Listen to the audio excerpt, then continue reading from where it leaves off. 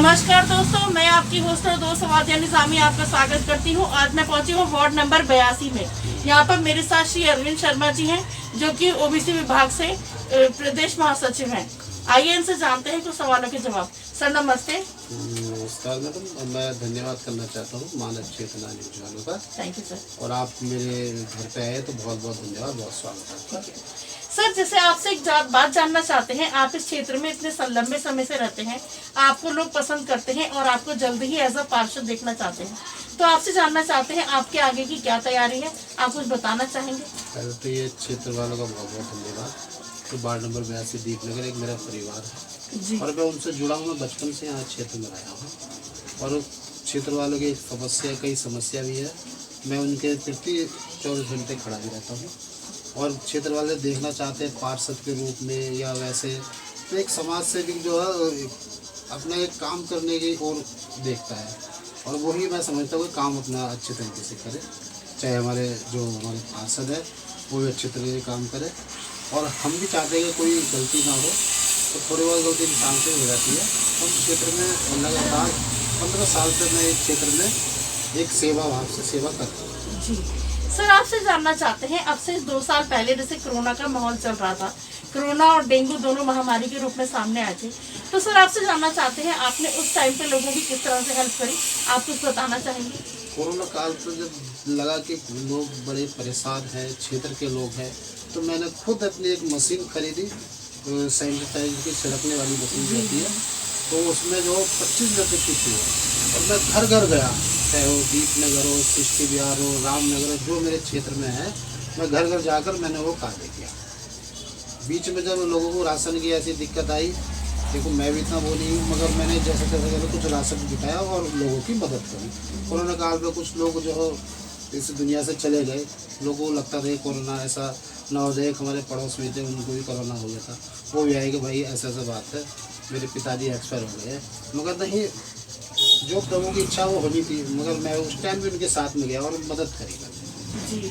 इसलिए तो सर आपको लोग पसंद करते हैं, क्योंकि आपका नाम हमेशा आगे रहता है मदद करने में।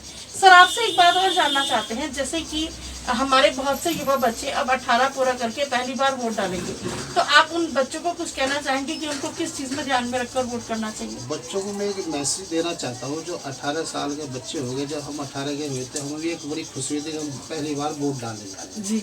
तो बच्चों को ये देखना चाहिए कि जो व्यक्ति अच्छा है, चाहे मैं हूँ या और कोई है, तो एक अच्छे व्यक्ति को चुने जो अपने क्षेत्र का विकास करे और जो नशे में जो बच्चे जिस ओर जा रहे हैं उस ओर जाने से उसको रोका जाए। और मैं चाहता हूँ जो नशे के कारोबारी करते हैं उन पर भी लगाम कसा जाए और जो माँ बापों को भी होना चाहिए कि एक टाइम का खाना शाम का हो या दोपहर को हमारे साथ बच्चा खाए। और बच्चा स्कूल जाता है और माँ बाप ये तो है नहीं कि उसके पीछे पीछे जाएंगे, मगर ये शाम के टाइम बच्चा हमारे साथ खाना खाएगा तो बच्चा थोड़ा घबराएगा, डरेगा भी और गलत दिशा पर नहीं जाएगा। जी सर, एक चीज और ज्यादा सामने आती है, बहुत से लोग ये कहते हैं कि अरे छोड़ो हम वोट नहीं डालेंगे, या जब इलेक्शन की डेट आती है तो वो लोग इधर उधर घूमने चले जाते हैं। तो सर आप हमारे चैनल के माध्यम से उन लोगों को कुछ कहना चाहेंगे? मैं उन लोगों को कहना चाहता हूँ जो घूमने चले जाते हैं या छुट्टी मनाने चले जाते हैं, वोट जो एक वोट बड़ा कीमती रहता है। अच्छे व्यक्ति होते हैं, अगर एक वोट उनको नहीं पड़ा तो वो हार जाते हैं और फिर पछताना पड़ता है, 5 साल 10 साल पछताना पड़ जाता है। और मैं कहता हूँ जो छुट्टी मना जाए उसके बाद चले जाए, अपना कीमती वोट जरूर देना चाहिए। सही बात है। सर आपसे एक सवाल और पूछना चाहेंगे, जैसे कि एक चीज़ बहुत ज़्यादा सामने आती है कि हमारे देहरादून में बच्चे नशे की तरफ चले गए और कांग्रेस जो है वो समय समय पर इस चीज़ के लिए कैंपेनिंग करती रहती है। और एक चीज़ और भी सामने आती है कि बच्चा अगर नशा करता है तो उसके माँ बाप डिप्रेशन में आ जाते हैं। तो सर आप उन बच्चों को या उनके माँ बाप को कुछ कहना चाहेंगे? मैं उन बच्चों को भी कहना चाहता हूँ जिन्होंने बचपन से हमें पाल पोस के इतना बड़ा किया। हम बच्चे अगर गलत दिशा में जाएंगे तो माँ बाप एक उससे सोचेगा कि मैंने इतना पाल पोस को बड़ा किया है बच्चों को, तो उसको बहुत दुख होगा, बड़ा डिप्रेशन में जाएंगे माँ बाप भी ना। तो मैं बच्चों को कहना चाहता हूँ उनको कि अपने माँ बाप को देखो जिन्होंने आपको इतना बड़ा पाल पोस किया, आपको स्कूल में एडमिशन किया, आपकी फीस जमा करे, आपके कपड़े लेते, आपकी हर चीज़ देखभाल करे, तो उन माँ बाप का तो ध्यान रखो। अगर उस माँ बाप का ध्यान आप रख नहीं पाएंगे तो आप उस माँ बाप के क्या कर्ज उतारोगे आप? सही बात। बहुत परेशान रहते हैं माँ बाप दिक्कत से। जी जी जी। सर एक चीज़ आपसे जनरल और पूछना चाहूँगी, आप हमारे चैनल के माध्यम से किसी डिपार्टमेंट से कोई रिक्वेस्ट या किसी का थैंक यू या कोई समस्या वगैरह अपने क्षेत्र की अगर आप कहना एक चाहें? बात और कहना चाहता हूँ, अभी पीछे हमारे अतिक्रमण के टाइम पर बड़ा यहाँ तोड़ हमारे दीपनगर में 8 लोगों के मकान तोड़े गए थे। जी 8 लोगों के मकान तोड़े गए थे। उसमें मैंने विरोध किया, भाई आपने 8 लोगों के मकान क्यों तोड़े, किस बिना पे आपने नोटिस दिया, मगर कोई सुनवाई नहीं हुई, ना कोई वहाँ आ पाया। तो मैं अपने एक व्यक्तिगत और अपने संबंधों से मेरा परिवार था उनसे लड़ा, जिसमें मैं उठाकर मुझे जो है बंद कर दिया गया। मैं फिर जमानत छुटी और मैं उसके बाद आया। फिर मैंने लगा यार उस लोगों के बरसात का टाइम हो, उन लोगों का क्या होगा, तो फिर मैंने कुछ उनकी मदद करी धनराशि देकर, वो उन्होंने तिरपाल वगैरह देखते काम। जी सर, जैसे तो मतलब किसी डिपार्टमेंट से कोई रिक्वेस्ट या थैंक यू वगैरह इस तरीके से?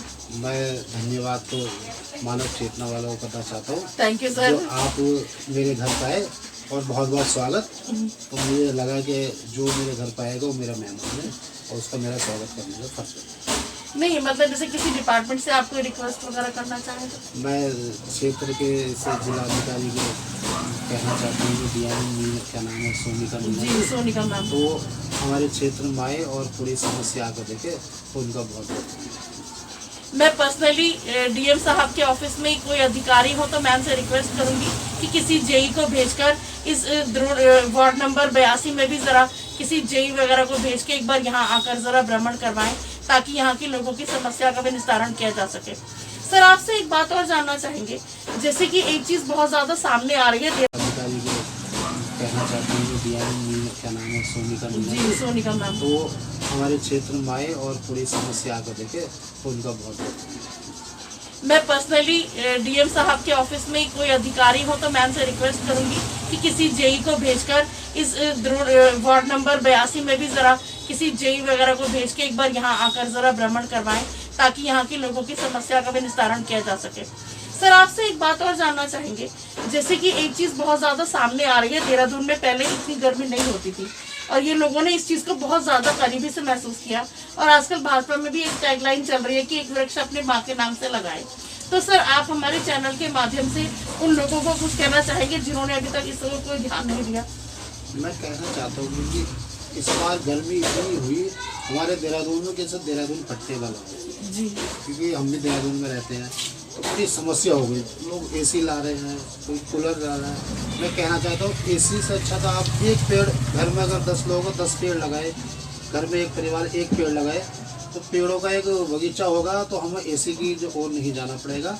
और एसी एक बीमारी है जी, वो शुद्ध हवा आपको नहीं देगी, जो पेड़ पौधे लगाओगे उससे शुद्ध हवा हो जाएगी। तो हमने भी हमारे प्राइमरी स्कूल सामने हमने इसमें पेड़ लगाने का काम किया है। और मैं कहना चाहता हूँ सभी लोगों से, अपनी माता के नाम, अपनी बीवी के नाम, अपने बच्चों के नाम एक पेड़ जरूर लगाए। और स्कूल कॉलेज वालों को भी मैं बोलना चाहता हूँ कि कम से कम पेड़ लगाए, मगर पेड़ लगा तो देते, पेड़ की देखभाल कौन? जी जी जी, जैसे अपने बच्चों की देखभाल करते हैं, ऐसे बच्चों पेड़ की देखभाल 5 साल करें तो पेड़ बहुत अच्छा होगा और वो हवा शुद्ध हवा देगा, फल देगा। जी हमारे साथ मैडम भी है, आइए मैम से भी एक बात जानना चाहते हैं। मैम आपसे एक बात जानना चाहेंगे, अब जैसे हमारे बहुत सारे त्योहार आने वाले हैं, 15 अगस्त आएगा, जन्माष्टमी आएगी, बहुत सारे त्योहार आएंगे, तो आप हमारे चैनल के माध्यम से हमारे व्यूअर्स को कुछ कहना चाहेंगे? पहले आप सभी दो भैया और दो दीदी का नमस्ते जी, आने वाले एक मिनट कट कर दो। बहुत सारे त्योहार, जन्माष्टमी, 15 अगस्त वगैरह अब सब आने वाले हैं, तो आप हमारे चैनल के माध्यम से हमारे व्यूअर्स को कुछ कहना चाहेंगे? मैं चैनल के माध्यम से मैंने वैसे पोस्टर मैंने छपाई हुई है क्षेत्र के बाढ़ से दीपनगर के लिए, और सभी को मैं कहना चाहता हूँ 15 अगस्त रक्षाबंधन और जन्माष्टमी की बहुत बहुत हार्दिक शुभकामनाएं, और अच्छे तरीके से मनाए और सभी को बधाई दे, एक दूसरे के प्रति प्यार बताए, और बहुत बहुत धन्यवाद करना चाहता हूँ। मैम आप कुछ कहना चाहेंगे त्योहारों से रिलेटेड? आप सभी को त्योहारों की हार्दिक शुभकामनाएं। पहले तो वो आ रहा है 15 अगस्त, जी, रक्षाबंधन, जन्माष्टमी, आप सबको हार्दिक शुभकामनाएं मेरी तरफ से। Thank you ma'am. दोस्तों अभी आपने भैया के और मैम की बातों को सुना। मैं यहाँ के क्षेत्र की जनता से यही अपील करूंगी कि भैया को या मैडम को अगर पार्षद के लिए पार्टी द्वारा टिकट दिया जाता है तो जैसा प्यार आप सब लोगों ने अभी तक बनाए रखा, इसी प्यार को वोटों के रूप में जारी रखें। भैया की सोच अच्छी है कि युवाओं को, मातृशक्ति को और अपने वार्ड को आगे देखना चाहते हैं। इसलिए पुनः मेरा निवेदन कि भैया को अगर पार्षद के लिए या भाभी को टिकट दिया जाता है तो भारी संख्या में भारी मतों के साथ विजयी बनाए। इसी के साथ मुझे दीजिए इजाजत।